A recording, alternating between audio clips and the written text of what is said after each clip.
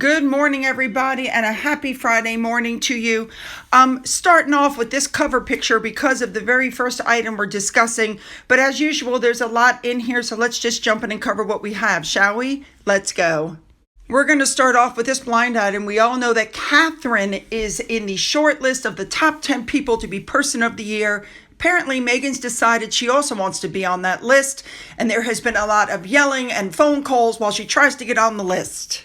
All for naught, I might add. It's not like last time where she got the cover, she paid for it. You can't buy your way onto this list. Moving on. Next up, Samantha Stone. They're claiming that she's one of, Meghan's good friends, and she's pregnant. And so they were at a baby shower. It was an all pink baby shower. So Meghan shows up in this pink dress next to Kelly Zafin. Remember her? There's something very odd about this whole thing. First of all, once again, Harry wasn't there. It's just Meghan. Here's what I see in the picture. Number one, she looks like she's humping this girl's leg. That's my opinion. It looks like she's pushed herself into the picture. Number two, she has that fake open laugh thing going on. I just don't understand what's going on, but she made sure that instead of the pregnant woman being the center of attention in that picture, she is. But that's so typical of her. Make sure that she's the center of attention. All right. A big thank you to Remoulade Sauce for showing us what she was wearing, but as usual, it was a strapless thing because in her brain, look how everybody else is dressed compared to her. In her brain, she's 20 years old and this is sexy at a baby shower. Moving on now, a royal correspondent has spoken up and said that Harry's stubborn personality is going to result in him losing all contact with King Charles, which it pretty much has already. But it's going to get worse if the legal rows continue, because we know that Harry's been involved in this legal case in the UK over his security rights after the police protection was removed from him after he moved to California in 2020. Remember, he expects the UK public to continue to fund his security when he's in the UK, and by extension, the United States is supposed to take care of his security when he's in the United States, because somehow he'll be an internationally protected person again. Harry is understandably damaged by what happened to his mother, but I have to tell you, I've never seen somebody whose mother died 26 years ago still banging on about it like he does. But the inconsistencies are going to get him because, after all, he claims the UK is too dangerous, but yet he lives in the United States where everybody has a gun. He took Meghan to Nigeria and Colombia. He's now picked a fight with the Home Office, but he's going to have to live with the consequences. And in this case, the consequences are going to be what's left of his relationship with his dad. Now, I'm not going to cover this whole case again. We already know what's going on. Harry and Lord Tom Watson, who's the former Labour deputy, are the only ones left in this lawsuit. And Harry is going to have days of extensive questioning. It's an 8-week trial. It's due to start beginning January 20th, with Harry taking the witness stand towards the end of February. Don't forget that at a pretrial hearing not long ago, Harry was accused of trying to turn the legal battle into a public inquiry, after revealing his sole goal was, quote unquote, accountability. He said, "I'm never going to settle. I want to have closure for hundreds of the others who were forced to settle because, they don't have the means to continue," according to him. Harry's claim has over 30 articles. He needs to be questioned on each one. It's going to be ugly. The goal is accountability, Harry said. Unfortunately, the scale of the cover-up is so large, people need to see it for themselves. I think this is a fishing expedition. I think he's fishing for information because he doesn't have it. And let's not forget, it wasn't that long ago that we found out that Harry had destroyed potential evidence in his case. He's not got clean hands. You know what the deal is? When you go to court, you must have clean hands. And if you don't, you've got no right to sue. It'll be interesting. I'll keep an eye. Let's move on. Here we go. According to a source, the 5-year anniversary of Harry and Meghan is signaling a massive reset for Harry and Meghan, because it'll be 5 years since they quit the royals in January, and they're saying that that's the best decision for them. But unfortunately, it's been very hard for them. It's been very stressful for them, and supposedly it's put them, quote, on the brink because they're under so much pressure. See, I don't get that. They're multimillionaires who live in a mansion with 2 healthy children, and they only work an hour a week, and they're taking all these vacations. So if their marriage is in trouble, that's got nothing to do with it. So with the divorce rumors constantly swirling, they're saying Meghan is always worried Harry would regret moving to America, but she knows he's here for the long term. And now they want to have more fun, and they promised more date nights and weekends away together. Now that the kids are older and they're going to be as honest as possible, and to have more couple friends, blah, blah, blah.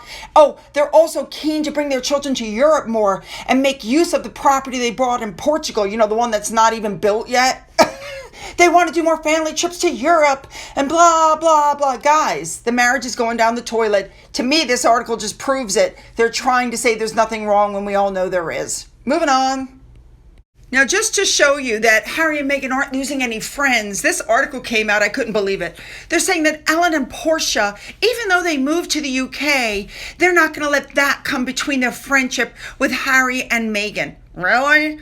While they're getting accustomed to life in the UK, it seems that Harry and Meghan are planning to stay close. Well, of course they're going to stay close. Portia and Ellen still own multiple properties in the United States. They're going to be back.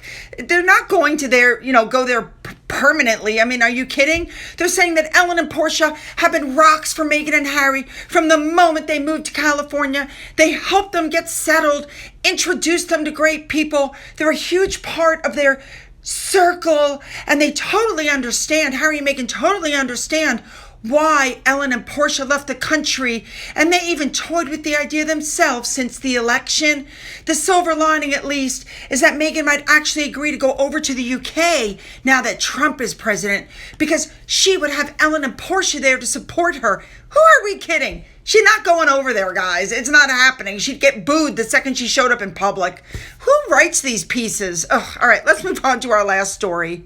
Here we go, finally. On Tuesday the 10th, Harry did a virtual Christmas party for 280 children and young people who have had the death of a parent in the British Armed Forces. In other words, a parent died serving their country. It's got nothing, Harry's situation is nothing like that.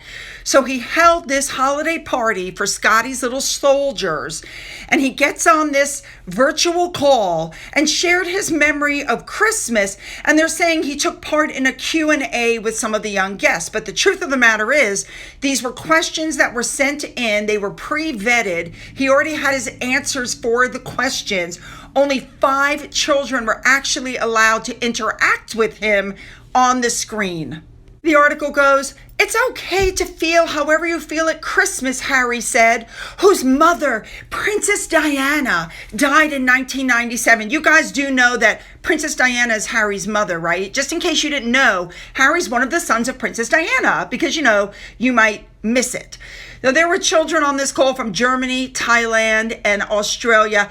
I've got to wonder, since he's with the children, do the parents of these children, have they informed them that Harry is a prolific drug user? Are these children aware that Harry regularly uses marijuana, cocaine, and magic mushrooms? Are they aware that Harry has serious mental problems and has essentially been in therapy nonstop for like 12 years and still isn't any better? Are they aware that Harry is paranoid? Please do not misunderstand what I'm saying. Scotty's Little Soldiers, I'm sure, is an excellent group. They give one-to-one bereavement support sessions.